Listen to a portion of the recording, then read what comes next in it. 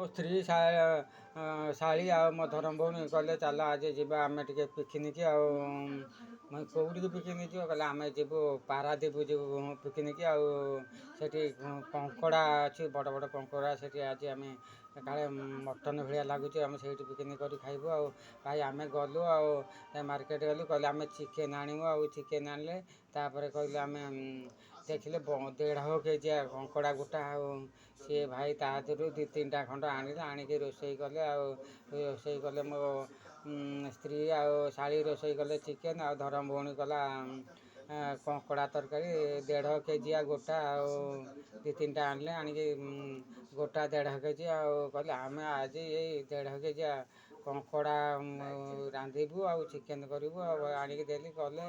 ତାପରେ ଖାଇବାକୁ ଖାଇଲୁ ବସିକି। ଆଉ ମୋତେ ପଚାରିଲେ କାହାର ଭଲ ହେଇଛି, ସମସ୍ତେ ଟେଷ୍ଟ କଲେ। ଆଉ ମୁଁ କହିଲି ହଁ ଚିକେନ୍ ତ ଭଲ ହେଇଛି, ଆଉ କ'ଣ କଙ୍କଡ଼ାଟା ଯେମିତି କ'ଣ ପୁରା ଟେଷ୍ଟ ଯେମିତି ମଟନ୍ ଭଳିଆ ଲାଗୁଛି। ଆଉ କହିଲେ କ'ଣ କହିଲ, ଇଏ କଙ୍କଡ଼ା ମଟନ୍ ଭଳିଆ ଲାଗୁଛି। ମୁଁ ହଁ ପା ମଟନ୍ ଭଳିଆ ଲାଗୁଛି ଖାଇଲା ବେଳକୁ। ଆଉ ଚିକେନ୍କୁ ଛାଡ଼ିକି ମଟନ୍ ନା କ'ଣ କଙ୍କଡ଼ା ଖାଇବ। ଆଉ କହିଲେ ମୋ ଶାଢ଼ୀ କହୁଛି କ'ଣ କହିଲ, କ'ଣ ତମ ଧରମ ଭଉଣୀ କରିଛି ବୋଲି କଙ୍କଡ଼ା ତରକାରୀ, ତମେ ସେଇନାଇ କହୁଛ କି ମଟନ୍ ଭଳିଆ ନା। ମୁଁ ନେଇକି ଚାଖୁନୁ ତାକେ ନେଇକି ଖାଇଲେ କହିଲେ ହଁ ସେ ଭଲ ଲାଗୁଛି। କହିଲେ ରାଗିକି କହିଲେ ଆମେ ପଳେଇବୁ, ଆମେ ଆଉ କୁଆଡ଼େ ଯିବୁନି ବୁଲିବାକୁ। ଆଉ କାହିଁକି କହିଲନି ଆମ ଚିକେନ୍ ଭଲ ହେଇଛି।